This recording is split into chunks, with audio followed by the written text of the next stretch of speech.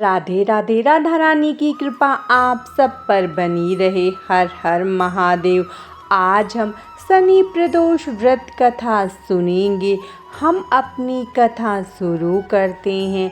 शनि प्रदोष व्रत कथा के अनुसार प्राचीन काल में एक नगर सेठ थे। सेठ जी के घर में हर तरह की सुख सुविधाएं थीं, लेकिन संतान नहीं होने के कारण सेठ और सेठानी हमेशा दुखी रहते थे। काफ़ी सोच विचार करके सेठ जी ने अपना काम नौकरों को सौंप दिया और खुद सेठानी के साथ तीर्थ यात्रा पर निकल पड़े। अपने नगर से बाहर निकलने पर उन्हें एक साधु मिले जो ध्यान मग्न बैठे थे। सेठ जी ने सोचा क्यों न साधु से आशीर्वाद लेकर आगे की यात्रा की जाए। सेठ और सेठानी साधु के निकट बैठ गए। साधु ने जब आंखें खोली तो उन्हें ज्ञात हुआ कि सेठ और सेठानी काफ़ी समय से आशीर्वाद की प्रतीक्षा में बैठे हैं। साधु ने सेठ और सेठानी से कहा कि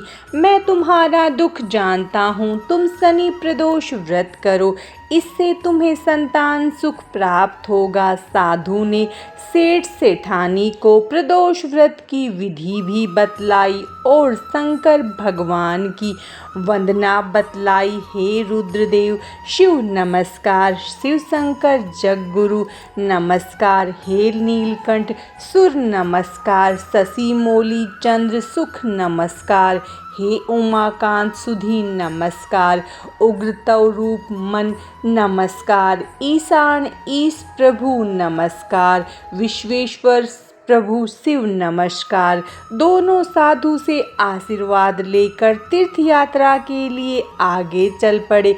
तीर्थ यात्रा से लौटने के बाद सेठ और सेठानी ने मिलकर शनि प्रदोष व्रत किया, जिसके प्रभाव से उनके घर एक सुंदर पुत्र का जन्म हुआ और खुशियों से उनका जीवन भर गया। शनि प्रदोष व्रत कथा समाप्तम। अब हम शनि प्रदोष व्रत की दूसरी कथा सुनेंगे। गर्गाचार्य ने कहा कि हे महामते, आपने शिव शंकर को प्रसन्न करने हेतु समस्त प्रदोष व्रत का वर्णन किया। अब हम शनि प्रदोष विधि सुनने की इच्छा रखते हैं, सो कृपा करके सुनाइए। तब सूत जी बोले, हे ऋषियों, निश्चयात्मक रूप से आपका शिव पार्वती जी के चरणों में अत्यंत प्रेम है। मैं आपको शनि त्रयोदशी व्रत की विधि बतलाता हूँ, सो ध्यान से सुनो। पुरातन कथा है कि एक निर्धन ब्राह्मण की पत्नी दरिद्रता से दुखी हो सांडिल्य ऋषि के पास जाकर बोली, हे महामुनि, मैं अत्यंत दुखी हूँ, दुख निवारण का उपाय बतलाइए। मेरे दोनों पुत्र आपकी शरण में हैं। मेरे बड़े पुत्र का नाम धर्म है, जो कि राजपुत्र है, और छोटे का नाम शुचिव्रत है। हम दरिद्र हैं, आप ही हमारा उद्धार कर सकते हैं।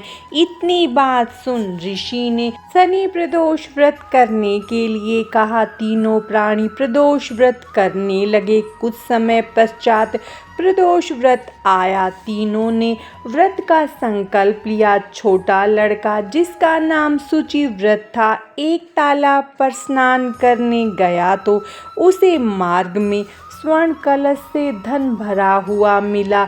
उसको लेकर वह घर आया। प्रसन्न हो माता से कहा, माँ, यह धन मार्ग में प्राप्त हुआ है। माता ने धन देखकर शिव महिमा का वर्णन किया। राजपुत्र को अपने पास बुलाकर बोली, देखो पुत्र, यह धन हमें शिव जी की कृपा से प्राप्त हुआ है, अतः प्रसाद के रूप में तुम दोनों पुत्र आधा आधा बांट लो। माता का वचन सुन राजपुत्र ने शिव पार्वती जी का ध्यान किया और बोला, पूज्य, यह धन आपके पुत्र का ही है, मैं इसका अधिकारी नहीं हूँ। मुझे शंकर भगवान और माता पार्वती जब देंगे तब लूँगा। इतना कहकर वह राजपुत्र शंकर जी की पूजा में लग गया। एक दिन दोनों भाइयों का प्रदेश भ्रमण का विचार हुआ। वहीं अनेक गंधर्व कन्याओं को क्रीड़ा करते हुए देखा। उन्हें देख शुचिव्रत ने कहा, भैया अब हमें इससे आगे नहीं जाना है। इतना कह शुचिव्रत उसी स्थान पर बैठ गया, परंतु राजपुत्र अकेला ही स्त्रियों के बीच में जा पहुंचा।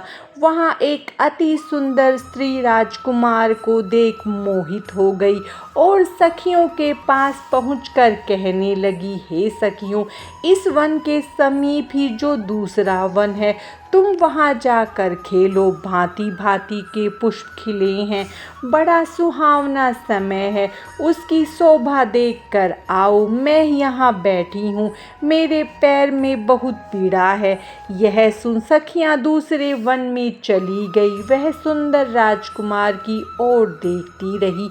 इधर राजकुमार भी उसे निहारने लगा। युवती बोली, आप कहाँ रहते हैं?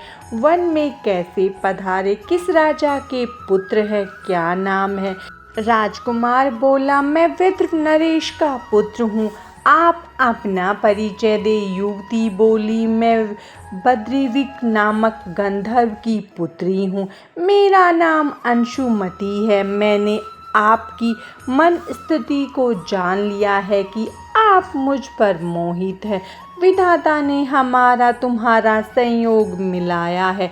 युवती ने मोतियों का हार राजकुमार के गले में डाल दिया।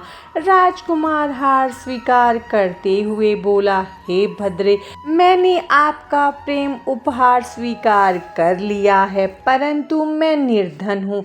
राजकुमार के इन वचनों को सुनकर गंधर्व कन्या बोली, मैं जैसा कह चुकी हूँ वैसा ही करूँगी।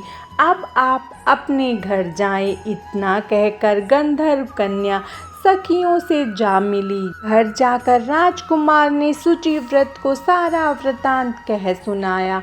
जब तीसरा दिन आया, वह राजपुत्र शुचिव्रत को लेकर उसी वन में जा पहुंचा। वहीं गंधर्वराज अपनी कन्या को लेकर आ पहुंचा। इन दोनों राजकुमारों को देख आसन दे कहा, मैं कैलाश पर गया था। वहां शंकर जी ने मुझसे कहा कि धर्मगुप्त नाम का राजपुत्र है जो इस समय राज्य विहीन निर्धन है। वह मेरा परम भक्त है। हे गंधर्वराज, तुम उसकी सहायता करो। मैं महादेव जी की आज्ञा से इस कन्या को आपके पास लाया हूँ।